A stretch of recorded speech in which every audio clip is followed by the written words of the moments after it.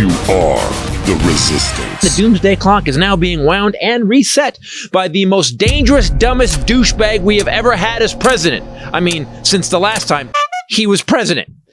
After he ran on bringing down prices, very simple word, groceries. Happy, happy, dance, dance. When we learn something new, we do the happy dance, dance. he said he couldn't bring down prices. It's hard to bring things down once they're up, Trump says. You know, it's very hard. He said he would end the war in Ukraine on day one. And we're going to get that war ended as president-elect. In other words, before I even take over the White House. He's kind of gotten very quiet about that. So in 12 days, guys, the war in Ukraine is over. Oh, joy. Right. The guy that couldn't sell steak, water, or vodka is going to stop the Russian war machine.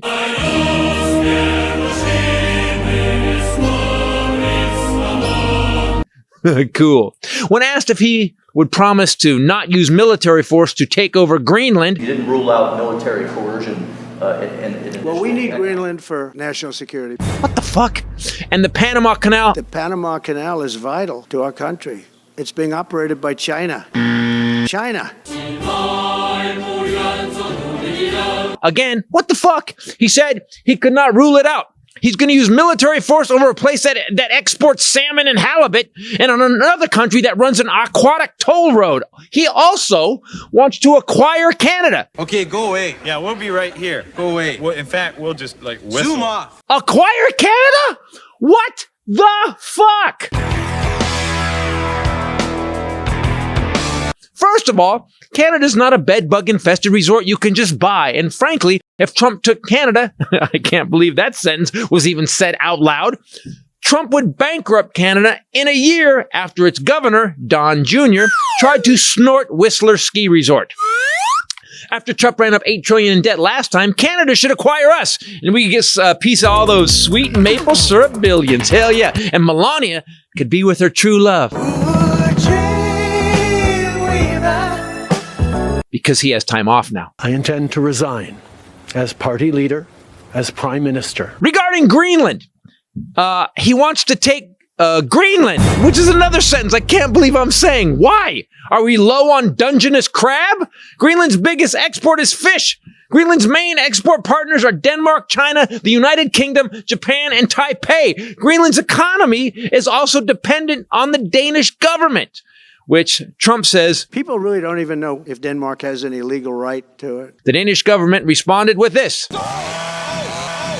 This burnt umber anal polyp is going to start a world war over Atlantic salmon. And regarding the Panama Canal built in 1914 by Teddy Roosevelt, I mean, he didn't work on it, but he approved it.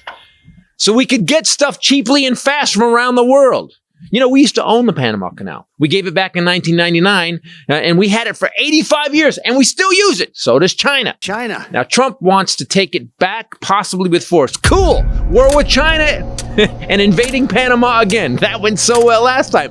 I'm sure that'll be awesome. You hear that? That's the doomsday clock. And now the Gulf of Mexico. Trump wants to name it the Gulf of America. How small is this guy's mushroom?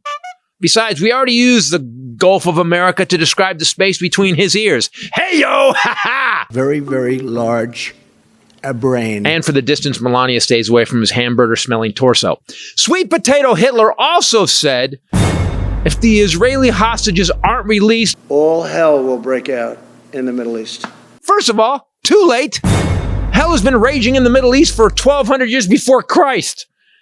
And then Trump claimed the insurrection, which he was impeached for, wasn't an insurrection. You know, there was never charges of insurrection or anything like that. But if there were, this would be the only insurrection in history where people went in as insurrectionists with not one gun.